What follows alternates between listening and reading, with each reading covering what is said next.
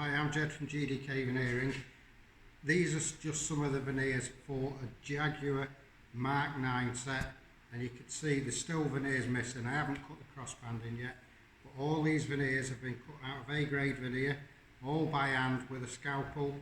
Now all these will actually fit onto the wood pieces that are already been stripped, and basically you can see it's absolutely gorgeous veneer. Where the green tape is, i.e. like this, is where the veneers have been jointed, so we get the pattern that opens up to give it that mirror finish.